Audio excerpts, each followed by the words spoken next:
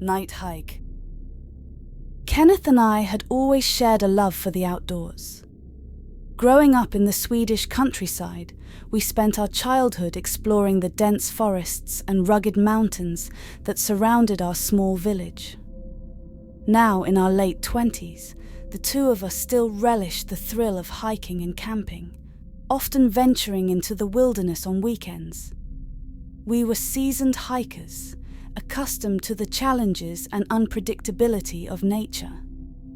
One late autumn evening, Kenneth and I decided to embark on a night hike through a forest nearby our village, a sprawling woodland known for its ancient trees and scenic beauty. The forest, however, had a darker reputation among the locals. Tales of strange occurrences and ghostly apparitions were common, but the two of us dismissed them as mere folklore, stories concocted to scare children. Equipped with our headlamps, sturdy hiking boots, and a sense of adventure, we set off into the twilight, the forest canopy soon enveloping us in a world of shadows. The air was crisp, carrying the earthy scent of fallen leaves and damp soil. We followed a narrow trail that twisted and turned through the woods, our laughter and conversation echoing softly in the silence. "Remember that time we got lost near the lake?" Kenneth asked, chuckling at the memory. "How could I forget?" I replied with a grin. We wandered around for hours before finding our way back. I thought we'd end up spending the night out there. "At least we had plenty of snacks," Kenneth added, adjusting his backpack. "But seriously, we should be more careful tonight. The stories about the forest are creepy enough without getting lost." "Oh, come on," I teased. "You don't really believe those old ghost stories, do you?" Kenneth shrugged. "Not really, but it doesn't hurt to be cautious." As we continued deeper into the forest, the daylight faded and the shadows grew longer. Our headlamps cast narrow beams of light, illuminating the path ahead. Occasionally, the rustle of leaves or the snap of a twig would make us pause, our eyes scanning the darkness for any sign of movement. The forest at night was a different world, filled with unfamiliar sounds and eerie silence. After a while, we came to a clearing and decided to take a short break. We sat on a fallen log, sipping water and enjoying the tranquility of the night. The moon had risen, casting a pale, silvery light over the landscape, and the stars twinkled in the clear sky above. "It's beautiful out here," I said, gazing up at the heavens. Kenneth nodded in agreement. "It's why we keep coming back. There's something magical about the forest at night." Our peaceful moment was interrupted by a distant, high-pitched scream. The sound was faint but unmistakable, sending a shiver down our spines. "What was that?" Kenneth asked, his voice tense. "Probably just an animal," I replied, though I didn't sound entirely convinced. We resumed our hike, but the atmosphere had shifted. The forest seemed darker, the shadows more menacing. We walked in silence, our senses heightened, every sound magnified in the stillness of the night. The trail became more difficult to follow, the undergrowth thicker and more tangled.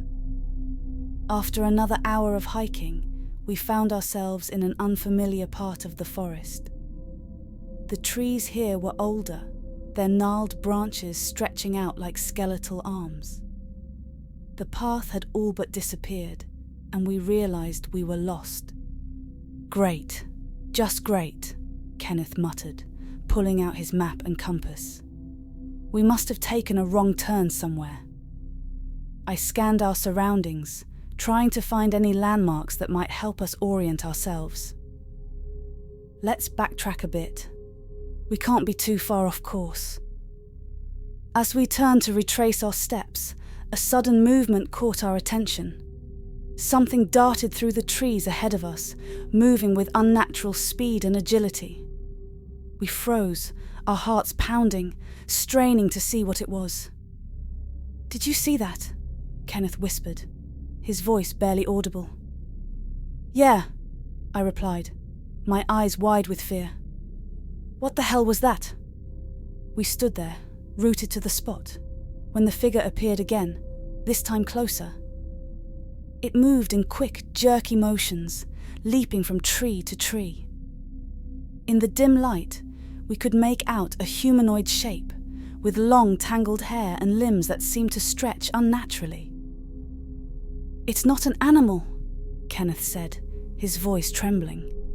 "It's something else." The figure stopped on a branch above us, and we could see its face. It was gaunt, with hollow eyes that glowed with an eerie red light. The mouth was twisted into a grotesque grin, revealing sharp, jagged teeth. "Run!" I shouted, grabbing Kenneth's arm and pulling him back along the trail. We sprinted through the forest, our breaths coming in ragged gasps. The figure pursued us, leaping from tree to tree, its laughter echoing through the woods. It was a demonic witch, a creature of nightmares, and it was gaining on us.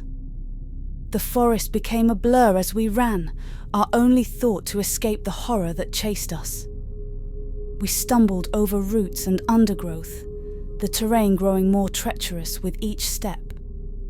The witch's laughter grew louder, more mocking, as if it was toying with us. Kenneth and I burst into another clearing, our legs burning with exhaustion. We collapsed to the ground, gasping for air, our hearts almost pounding out of our chests. For a moment, there was silence, and we dared to hope we had lost our pursuer. But the silence was shattered by a blood-curdling scream. The witch emerged from the shadows, its eyes glowing with malevolent glee. It hovered above the ground, its hair writhing like a nest of serpents. "We have to keep moving," Kenneth panted, struggling to his feet. I nodded, my face pale with fear. "There's an old cabin nearby. If we can make it there, we might be able to barricade ourselves inside." With renewed determination, we set off towards the cabin, the witch in close pursuit.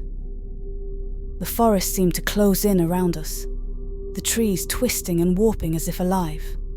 The ground was uneven, making our progress slow and arduous. Finally, we saw the cabin in the distance, a dilapidated structure half hidden by the trees. We raced towards it, our hope mingled with desperation. As we reached the cabin, Kenneth threw open the door, and we stumbled inside, slamming it shut behind us. The cabin was dark and musty, filled with the smell of decay. We quickly barricaded the door with whatever we could find. An old table, some chairs, and a heavy wooden beam. The windows were covered with tattered curtains, and we could hear the witch outside, scratching at the walls and windows. "We can't stay here forever," I said. My voice was shaking. "What are we going to do?" Kenneth glanced around the cabin, his mind racing. "There must be something we can use to defend ourselves. Look for anything, weapons, tools, anything." We searched the cabin, our fear driving us to move quickly. In a corner, we found an old hunting rifle, rusty but still functional, and a box of ammunition. Kenneth loaded the rifle, his hands were trembling. The scratching grew louder, more insistent. The witch was trying to break in. We could hear its malevolent whispers, promising pain and suffering. "We need a plan," I said, clutching a rusty axe I had found. "We can't just wait for it to get in." Kenneth nodded, his face set with grim determination. "We'll make a stand. If it gets in, we fight. Maybe we can scare it off, or at least buy ourselves some time."